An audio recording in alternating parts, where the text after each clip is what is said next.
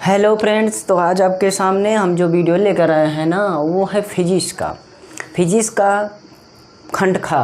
Physics में खंड का के चैप्टर वाइज न्यूमेरिकल में हल करवा रहा हूँ, जिसमें आपका पहला पार्ट कंप्लीट हो चुका है। उसके 3-4 पार्ट में जितने भी न्यूमेरिकल होते हैं मैंने दे चुका हूँ।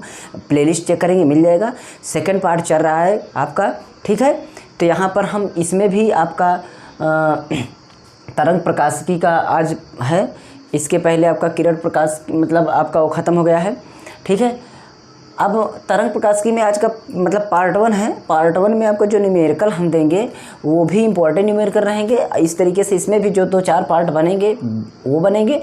खंड का और खंड का दोनों चैप्टर वाइज न्यूमेरिकल क्रम बाय क्रम चलता रहेगा। और इसी तरीके केमिस्ट्री की भी चलेगी।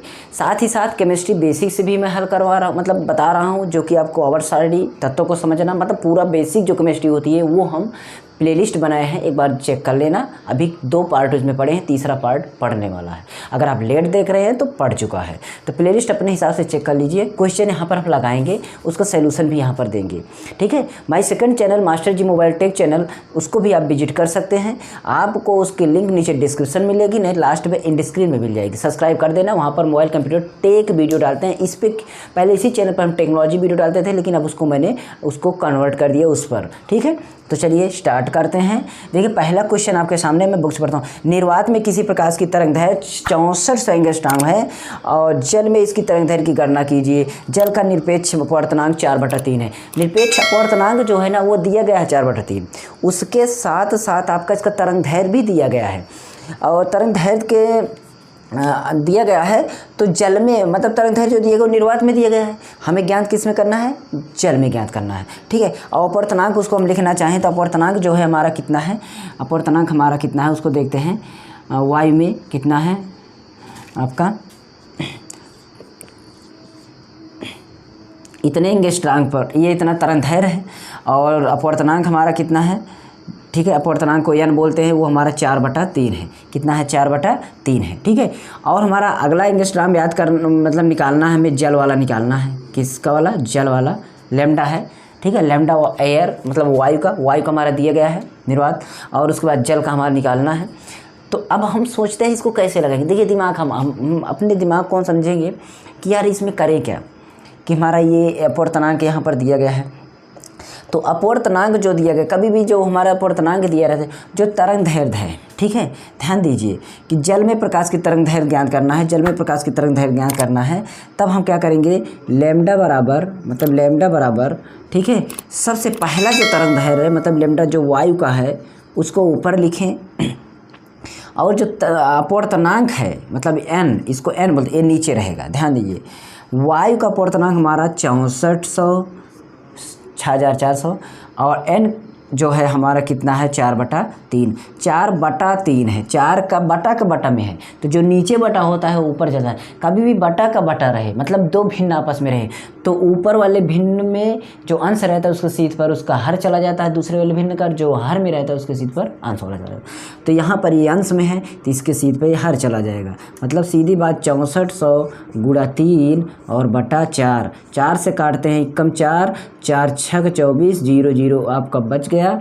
और यहाँ से 4 शून्य शून्य कहीं भी कटता है, तो ये हमारा 4 खत्म। 3 से गुणा करते हैं 3 से 16 3 48 और 2 0 ऐसे ही ऐड कर देंगे, हमारा 4800 एंगस्ट्रॉम आ गया, ठीक है। कितना आ गया? 4800 एंगस्ट्रॉम।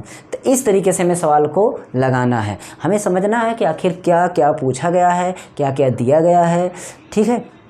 हमें ये हमेशा ध्यान देना है, जो भी चीज़ें गिवन दैट होती हैं उसको अच्छी तरीके से समझना है।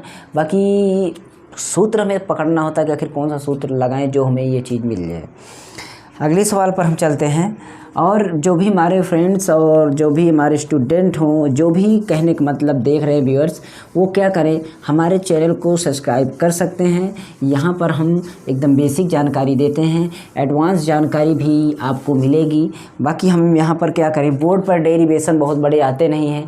मैं उसको सोच रहा था कि डेरिवेशन आपको PDF वाइज समझा दूँ, तो जल्द से जल्द मैं PDF वाइज डेरिवेशन आपको समझाऊँगा। तो अगर अच्छा लगे तो उसको भी देख लेना। यहाँ पर डेरिवेशन बोर्ड पर आ नहीं सकता है। आप लोग का अगर सपोर्ट रहेगा तो मैं डिजिटल बोर्ड की व्यवस्था करूँगा सीधे मैं, क्योंकि यहाँ पर जो है डिजिटल बोर्ड वैसे जान रहे हो कितनी कीमत का होता है। और डेली बेसिस ना कोई भी चीज़ होता है डिजिटल बोर्ड बिना समझ में नहीं आ सकता है। और मेरी प्लेलिस्ट चेक करेंगे तो बहुत ही इंपॉर्टेंट प्लेलिस्ट है, एकदम बेसिक से फिजिक्स, केमिस्ट्री, मैथ की एकदम बेसिक क्लास है, इस इंग्लिश की एकदम बेसिक क्लास है। इंग्लिश अगर जोड़ के नहीं पढ़ पाते हैं मिला कर पढ़ेंगे। टेंस की भी क्लास स्टार्ट की है यार, एकदम प्लेलिस्ट चेक करिए, आपके लिए बहुत ही मज़ेदार रहेगी।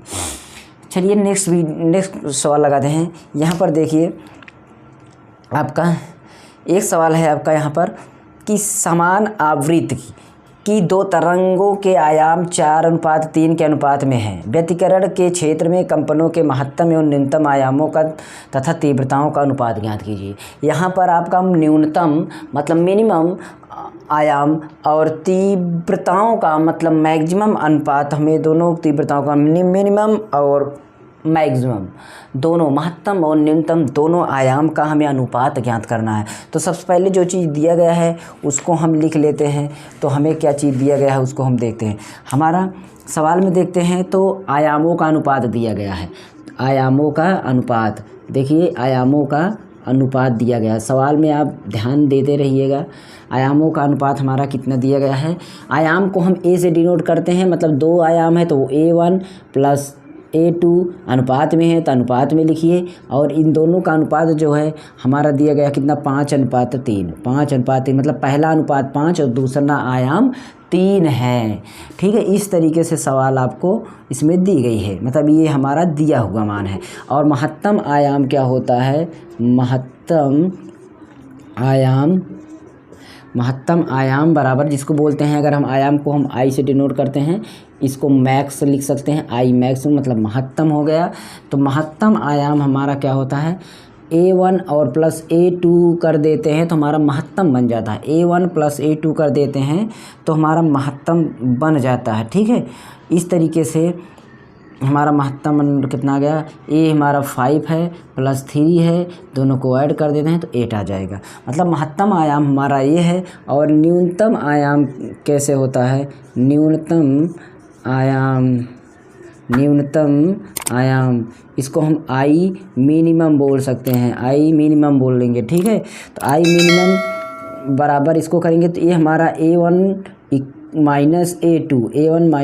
- A2, तो हम इसको इस तरीके से करेंगे तो हमारा 5 - 3 = 2 आ जाएगा।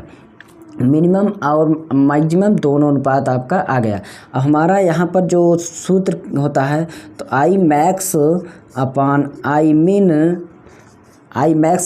मिन मतलब कि महत्तम तीव्रता और मैक्सिमम तीव्रता दोनों तीव्रताओं का अनुपात जो होता है इसका हमारा ये स्क्वायर में होता है। किस में होता है, स्क्वायर में होता है। ठीक है, तो स्क्वायर में होता है तो इसका मतलब हम क्या करेंगे, 8 का स्क्वायर करेंगे और इधर आपका 2 का स्क्वायर करेंगे। 8 का स्क्वायर 64 हो जाएगा, 2 का स्क्वायर 4 हो जाएगा। 64 और 4 को अगर हम काटेंगे भी तो 4 से कट जाएगा तो 4 × 4 और 4 × 4 = 24, मतलब 16 × 4 = 64, तो 16/1 आ गया। और इसको अगर हम अनुपात में लिखना चाहें तो 16:1 आ जाएगा। कितना, 16:1 आ जाएगा।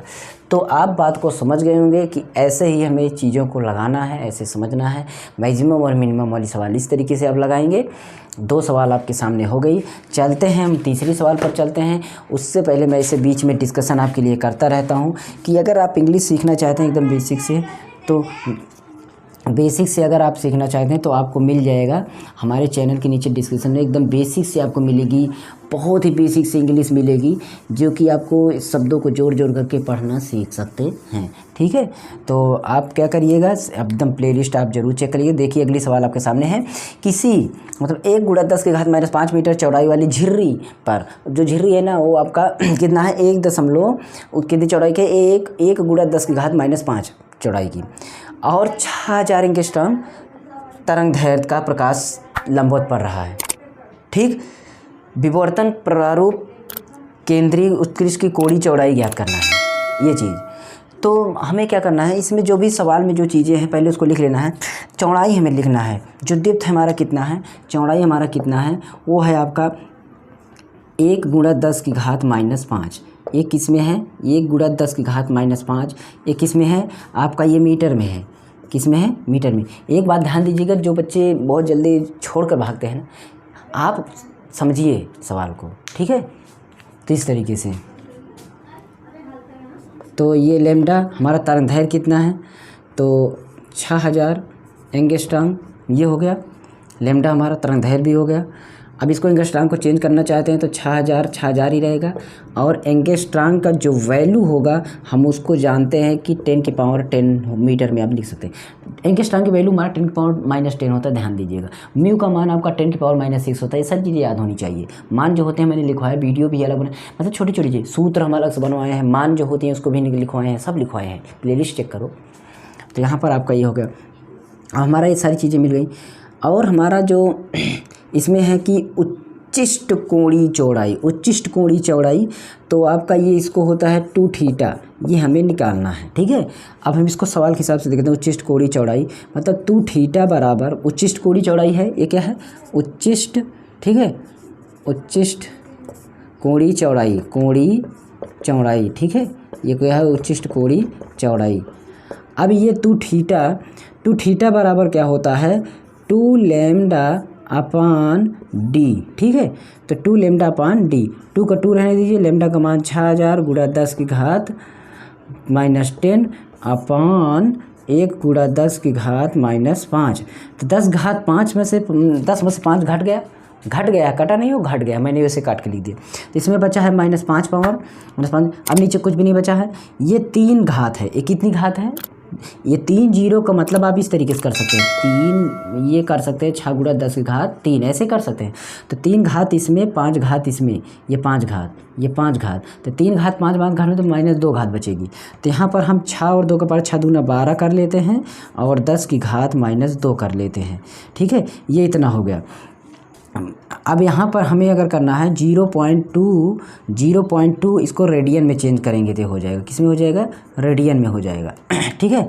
ये हमारा 10⁻2 ये रेडियन, और -2 पावर मतलब और हो जाएगा 4 पावर, कहने का मतलब इधर आ जाएगा, दो रेडियन में हो जाएगी। ये भी उत्तर है, ये भी उत्तर है, ठीक है।